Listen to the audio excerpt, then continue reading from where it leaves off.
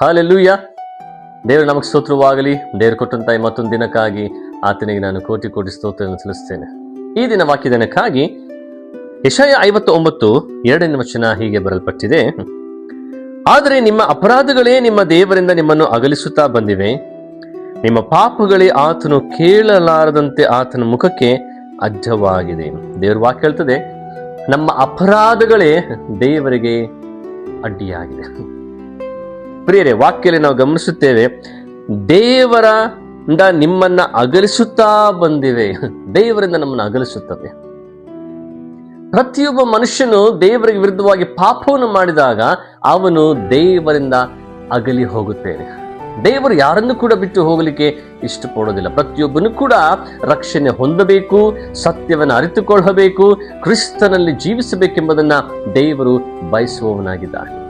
ಆದರೆ ಪ್ರಿಯರೇ, ದೇವರ ವಾಕ್ಯದಲ್ಲಿ ಗಮನಿಸ್ತೇವೆ, ಮನುಷ್ಯನು ಪಾಪವನ್ನು ಮಾಡುವಾಗ, ಅಪರಾಧಗಳನ್ನು ಮಾಡುವಾಗ ಅವನ ಅಪರಾಧದ ನಿಮಿತ್ತವಾಗಿ ಅವನು ದೇವರಿಂದ ಅಗಲಿ ಹೋಗುತ್ತಾನೆ.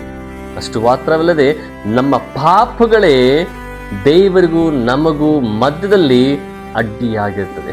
ಒಂದು ಗೋಡೆಯ ಹಾಗೆ ಆ ಪಾಪ ಅನ್ನುವಂಥದ್ದು ದೇವರಿಗೂ ನಮಗೂ ಮಧ್ಯವಾಗಿ ನಿಲ್ಲುತ್ತದೆ.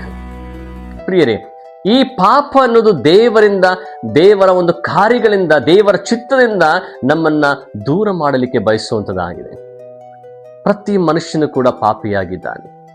ಪ್ರತಿ ಮನುಷ್ಯನು ಕೂಡ ದೇವರಿಗೆ ವಿರುದ್ಧವಾಗಿ ದ್ರೋಹವನ್ನ ಮಾಡಿದವನಾಗಿದ್ದಾನೆ.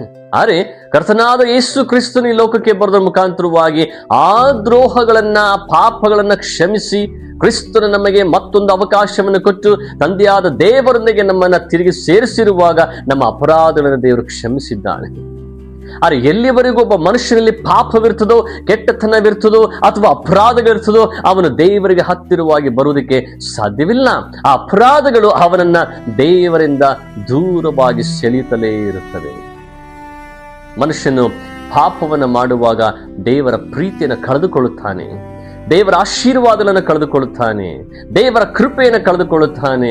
ಆದರೆ ಮನುಷ್ಯನು ಯಾವಾಗ ತನ್ನ ಪಾಪಗಳಿಗೆ ಅರಿವನ್ನ ಹೊಂದಿಕೊಂಡು ತನ್ನ ಪಾಪಗಳಿಗಾಗಿ ಪಶ್ಚಾತ್ತಾಪವನ್ನು ಪಟ್ಟು ಕ್ರಿಸ್ತನ ಬಳಿಗೆ ಬರುತ್ತಾನೋ ಆಗ ಆ ವ್ಯಕ್ತಿಯು ತನ್ನ ಪಾಪಗಳ ಕ್ಷಮಾಪಣೆಗಾಗಿ ದೇವರ ಬಳಿಗೆ ಕೇಳಿಕೊಳ್ಳುವಾಗ ದೇವರು ಕ್ಷಮಿಸುವನಾಗಿದ್ದಾನೆ.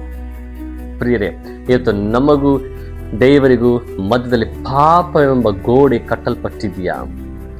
ಈ ಪಾಪವೆಂಬ ಗೋಡೆ ಕೆಡವಿ ಹಾಕಲ್ಪಡುವುದು ನಮ್ಮ ಕೈಯಿಂದ ಸಾಧ್ಯವಿಲ್ಲ ಪ್ರಿಯರೇ. ಆದರೆ ಕರ್ತನಾದ ಯೇಸು ಕ್ರಿಸ್ತನು ನಮಗಾಗಿ ತನ್ನ ರಕ್ತವನ್ನು ಸುರಿಸುವುದರ ಮುಖಾಂತರವಾಗಿ ಆ ಗೋಡೆಯನ್ನು ಕೆಡವಿ ಹಾಕಿ ತಿರುಗಿ ತಂದೆಯಾದ ದೇವರೊಂದಿಗೆ ನಮ್ಮ ಸಂಬಂಧವನ್ನು ಕಟ್ಟುವವನಾಗಿದ್ದಾನೆ. ನಮಗೆ ಕ್ರಿಸ್ತ ಯೇಸುವಿನ ಮೂಲಕವಾಗಿ ನಮಗೆ ದೇವರು ತನ್ನ ಒಂದು ಕೃಪೆಯನ್ನು ದಯಪಾಲಿಸಿ ನಮ್ಮನ್ನು ತಿರುಗಿ ಆಶೀರ್ವದಿಸಲಿಕ್ಕೆ ಬಯಸುವವನಾಗಿದ್ದಾನೆ.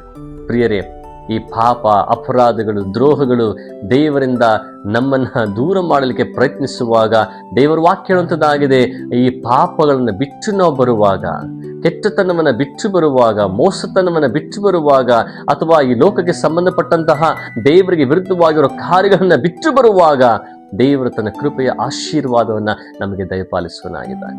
ಪ್ರಾರ್ಥಿಸೋಣ. ಪರಿಶುದ್ಧನಾದ ದೇವರೇ, ಕರ್ತನೆಯಪ್ಪ, ನಿನ್ನ ನಾಮಕ್ಕೆ ಸ್ತೋತ್ರವಂತಾಗಲಿ. ಸ್ವಾಮಿ, ನಿನ್ನ ವಾಕ್ಯವನ್ನು ಕೇಳಿದಂತ ಪ್ರತಿ ನಿನ್ನ ಮಕ್ಕಳನ್ನ ನೀನು ಆಶೀರ್ವದಿಸಬೇಕಾಗಿ ನಾನು ಬೇಡಿಕೊಳ್ತೇನೆ ರಾಜ. ನಿನ್ನ ವಾಕ್ಯಗಳಲ್ಲಿ ಸತ್ಯವುಂಟು, ಬಿಡುಗಡೆ ಉಂಟದಕ್ಕಾಗಿ ನಿನಗೆ ಸ್ತೋತ್ರ. ನನಗೂ ನಿನಗೂ ಮಧ್ಯದಲ್ಲಿ ಕಟ್ಟಲ್ಪಟ್ಟಿರುವಂತ ಆ ಪಾಪ ಎಂಬ ಗೋಡೆಯನ್ನ ಕರ್ತನಾದ ಯೇಸು ಕ್ರಿಸ್ತನ ಮೂಲಕವಾಗಿ ಕೆಡವಿ ಹಾಕಲ್ಪಟ್ಟಿರುವುದಕ್ಕಾಗಿ ನಿನಗೆ ಸ್ತೋತ್ರ ಮಾಡ್ತೇನೆ ಸ್ವಾಮಿ. ತಿರುಗಿ ನಮ್ಮನ್ನ ನಿನ್ನ ಅನ್ಯೋನ್ಯತೆಯಲ್ಲಿ ಸೇರಿಸಿದಕ್ಕಾಗಿ ನಿನಗೆ ಸ್ತೋತ್ರಗಳನ್ನು ಸಲ್ಲಿಸುತ್ತಾ ಯೇಸುವಿನ ನಾಮದಲ್ಲಿ ನಂಬಿಕೆಯಿಂದ ಬೇಡಿ ಹೊಂದಿದ್ದೇವೆ ನಮ್ಮ ತಂದೆಯಾದಂಥ ದೇವರೇ, ಆಮೇನ್. ದೇವರು ನಿಮ್ಮನ್ನ ಹೇಳುವಾಗಿ ಆಶೀರ್ವಾದ ಮಾಡಲಿ. ದೇವರು ನಿಮ್ಮನ್ನು ಬಲಪಡಿಸಲಿ. Price lord.